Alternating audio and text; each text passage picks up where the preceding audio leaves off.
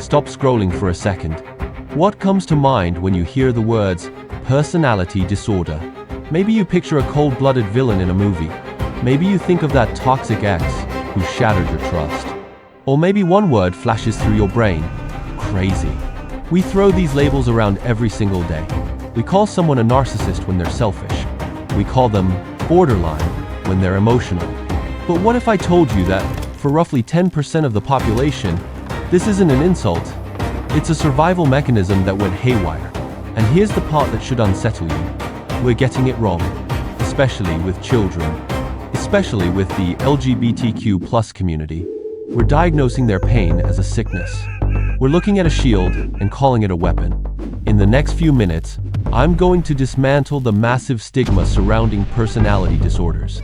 I'll show you why a child acting out might not be antisocial, they might be terrified. And I'll reveal a concept called Diagnostic Overshadowing, a medical blind spot that may be destroying more lives than the disorders themselves. By the end of this video, you'll never look at a difficult person the same way again. You might even recognize a piece of yourself in them. Let's get into it. Let's strip away the clinical jargon for a moment. Imagine you're a child. You're growing up in a house that feels like a war zone. Maybe your parents are emotionally absent physically there, but a million miles away. Maybe they're screaming every night, doors slamming, tension thick enough to choke on. To survive, you build a shield. If you're ignored, you might learn to scream louder, to demand attention however you can get it. That's the seed of histrionic traits. If you're criticized relentlessly, you might shut down emotionally and convince yourself you're superior to everyone else because the alternative is believing you're worthless. That's the seed of narcissism. If love is unpredictable, you might cling desperately to anyone who shows you warmth. Terrified, they'll vanish. That's the seed of borderline patterns. These aren't defects. They're armor. Psychologists call them maladaptive schemas, patterns of thinking we develop as children to make sense of chaos. The problem? When we grow up and leave that battlefield, we forget to take the armor off. We walk into peaceful rooms wearing 100 pounds of steel, swinging a sword at people who just want to shake our hand. That's what a personality disorder actually is. It's not a character flaw. It's a survival strategy that outlived its usefulness. But here's where things get dangerous, especially when we're talking about teenagers and the LGBTQ+ community. There's a phenomenon called diagnostic overshadowing. It's a clinical way of saying that sometimes doctors see the label before they see the person. Picture this: a transgender teenager. They're wrestling with dysphoria, enduring bullying at school, and facing rejection at home. They're angry. They're volatile. Their moods swing wildly. A rush diagnosis might stamp borderline personality disorder on their file before anyone asks a single question about their life. Clinicians see the behavior, check off the symptoms, and slap a permanent label on what might be a temporary crisis. But is it really a disorder? Or is it a completely rational response to an irrational amount of pain? This is what researchers call minority stress. When you belong to a marginalized group, your baseline anxiety is naturally elevated because the world is genuinely harder to navigate. You face threats that others don't. You carry weight that others can't see. If we treat that stress as a personality defect, we're gaslighting them. We're telling them their pain is a sickness inside their head, rather than a response to the world outside of it. I'll be honest, I used to be guilty of this too. I'd see someone acting dramatic or aggressive and think, stay away, they're toxic. But neuroscience tells a more complicated story. When someone with these traits gets triggered, their amygdala, the brain's fear center, hijacks their prefrontal cortex. That's the part responsible for logic, reasoning, impulse control. In that moment, they're literally not in the driver's seat anymore. The fear of abandonment, the terror of being worthless, it doesn't feel like an emotion.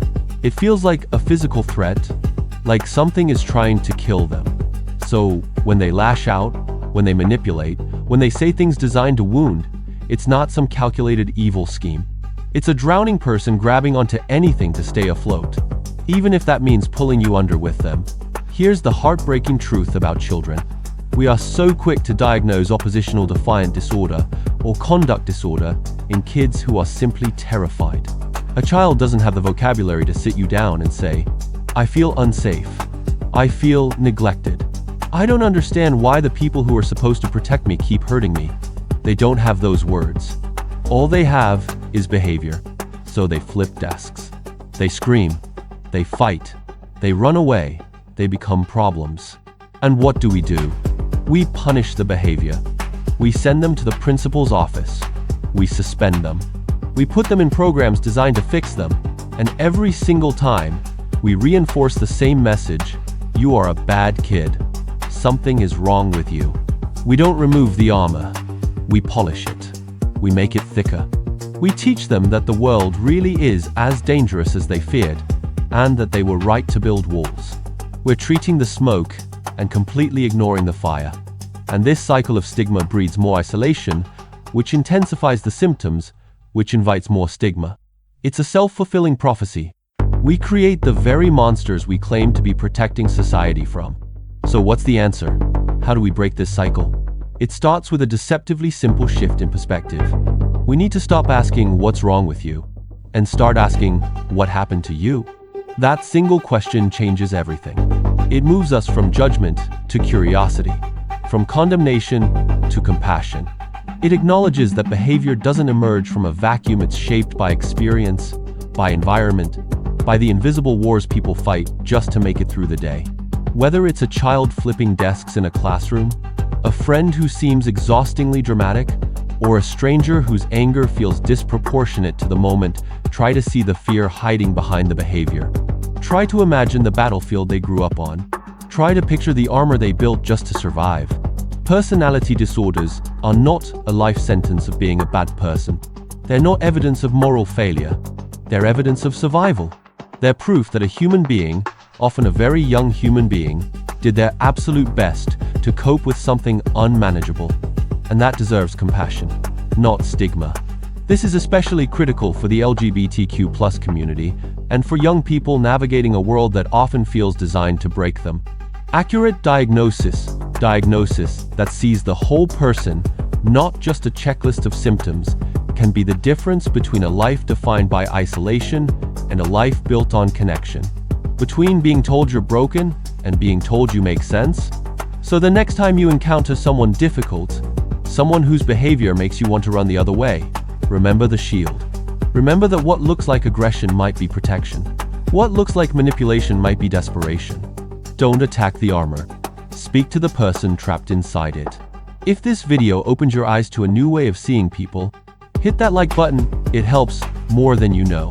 And make sure you subscribe, because in my next video, I'm going to expose the hidden signs of high-functioning anxiety that almost everyone misses. You might be surprised by who in your life is silently struggling behind a perfect facade. See you there.